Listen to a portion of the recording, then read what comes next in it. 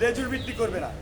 এবং একই সাথে এই ছাত্র সংগঠন গণতান্ত্রিক উপায়ে শিক্ষার্থীদের ভোটের গণতান্ত্রিক উপায়ে কাউন্সিলের মাধ্যমে বটম টু টপ অ্যাপ্রোচে তাদের নেতৃত্ব বাছাই করবে। এছাড়াও আমরা দেখি যে অনেক ছাত্র সংগঠনের মধ্যে বয়স নিয়ে অনেক ধরনের প্রশ্ন আছে। আমরা দেখি যে শিক্ষার্থীরা অনেকেই অছাত্র হয়েও তারা সংগঠনে থাকেন। তো সেক্ষেত্রে সাধারণ শিক্ষার্থীর মধ্যে নানা ধরনের প্রশ্ন আছে। সব কিছু মিলিয়ে আমাদের এই ছাত্র সংগঠনের জন্য আমরা কিছু সিদ্ধান্ত নেই, যেগুলো বেশিরভাগ শিক্ষার্থীরা আমরা যখন জনমত জরিপ করে তারা সাজেস্ট করেন।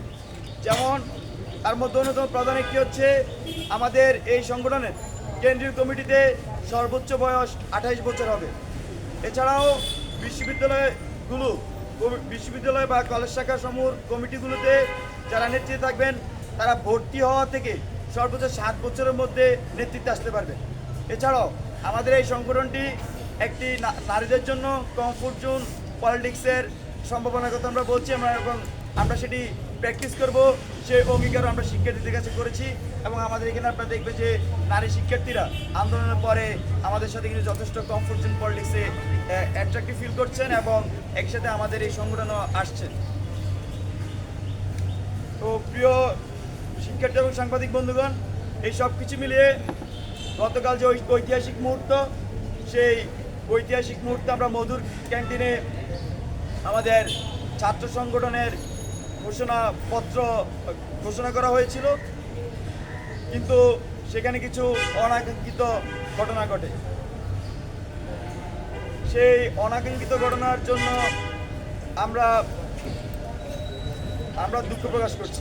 এই মর্মে যে বিশেষ করে বিশ্ববিদ্যালয়গুলো ক্যাম্পাসগুলোতে কোনোভাবেই কখনোই আমরা চাই না যে কোনো ধরনের উত্তেজনাকর পরিস্থিতি তৈরি হোক।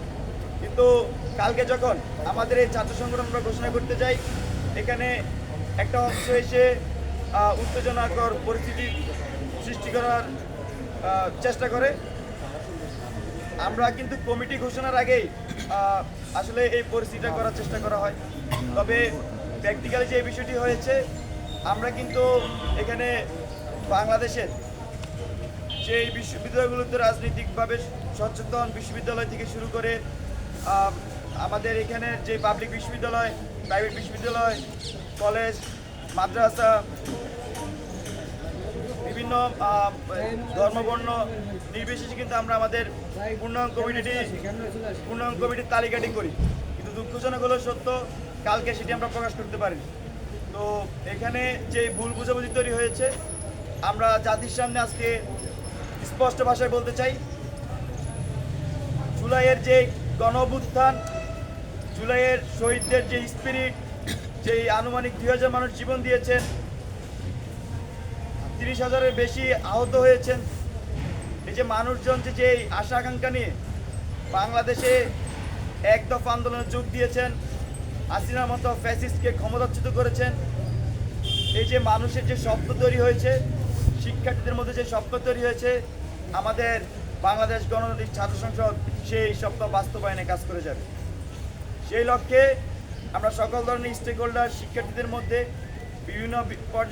বিভিন্ন বিশ্ববিদ্যালয়, বিভিন্ন পর্যায়ের শিক্ষার্থী কিন্তু আমাদের এই ছাত্র সংগঠন আমরা কানেক্টেড রাখছি। আর আরেকটি বিষয় আমরা ক্লিয়ার করতে চাই, আমাদের এটি যেহেতু আহ্বায়ক কমিটিতে হাজার হাজার লোক রাখা আসলে সম্ভব নয়। যেটা আমরা করতে পারি, আহ্বায়ক কমিটির কাজ হচ্ছে কমিটি আহ্বান করবে এবং বিভিন্ন ইউনিট ভিত্তিক তারা কমিটি প্রস্তুত করবে এবং পরবর্তীতে কাউন্সিলের ভিত্তিতে সেখানে পূর্ণাঙ্গ কমিটি প্রকাশ পাবে। তো এটি একটি দীর্ঘ প্রক্রিয়া, সেখানে কমপক্ষে 6 মাস সময় লাগবে সারা দেশের প্রত্যেকটি ইউনিটে কমিটি প্রণয়ন করতে। তো আমরা দেখছি যে সারা দেশে আমাদের এই বাংলাদেশ গণতান্ত্রিক ছাত্র সংসদ এই সংগঠনে যোগ দেওয়ার জন্য শিক্ষার্থীদের মধ্যে কিন্তু আমরা কালকে উৎফুল্ল দেখতে পেয়েছি, তাদের মধ্যে আকাঙ্ক্ষা দেখতে পেয়েছি। তো আমরা সবাইকে শান্ত থাকার অনুরোধ করব, সবাইকে আহ্বান জানাবো আপনারা বিভিন্ন ইউনিট পর্যায়ে যুক্ত হন। আমাদের ইতিমধ্যে আমরা যে কেন্দ্রীয় কমিটি গঠন করেছি, সেই কমিটি সারা দেশের বিভিন্ন ইউনিটে, বিভিন্ন সংসদে তারা কমিটি আহ্বান করবেন এবং কমিটি প্রণয়ন করবেন।